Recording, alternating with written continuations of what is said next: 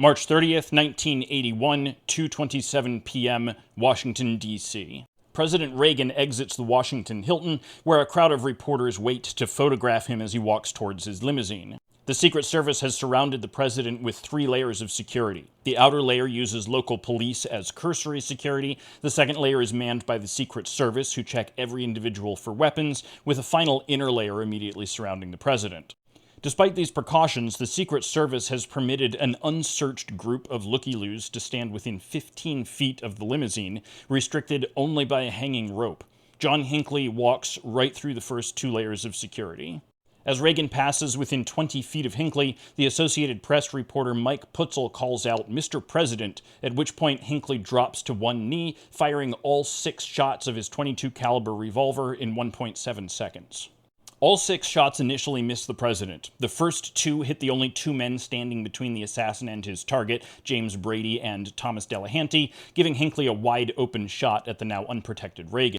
2 things prevent Hinckley from making his third shot the fatal one. A man in the crowd, Alfred Antonucci, begins hitting Hinckley in the side of the head immediately after his second shot, and Secret Service agent Jack Parr has already begun throwing the president into the backseat of the limousine by the time the third shot is fired. The third shot goes completely wide, hitting a window across the street. Secret Service agent Tim McCarthy throws his entire body into the line of fire, taking the 4th bullet in the abdomen. The 5th bullet hits the inside of the window of the open limousine door, causing no injury. The 6th bullet, however, hits the bulletproof gap guard in the door jamb, flattening itself into the shape of a dime and entering the president's chest cavity just under his left armpit.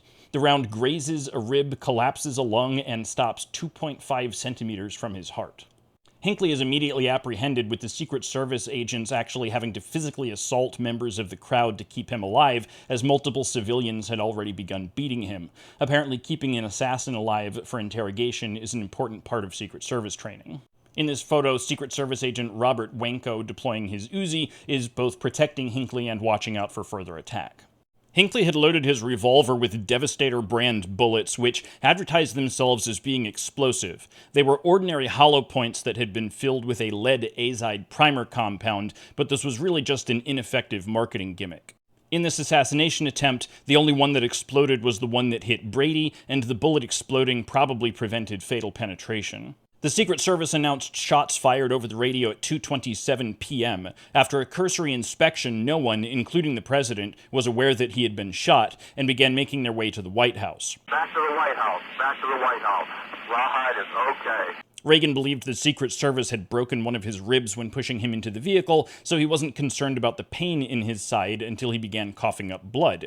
Even then, Reagan insisted that he must have bitten his lip, and the Secret Service agents believed that a cracked rib may have punctured a lung. 4 minutes after the shooting, Reagan walks himself into Washington University Hospital. He tells the doctors that he's having trouble breathing, and then he partially collapses. The president undergoes emergency surgery, famously cracking jokes with the surgical team the entire time. He was able to resume some office work the following morning, leaving the hospital 11 days later, but his personal physician says that he was not fully recovered until October. John Hinckley was found not guilty by reason of insanity in 1982 and was confined to a psychiatric hospital until 2016. Roger, we want to go to the emergency room of George Washington. That's the Roger. Go to George Washington fast.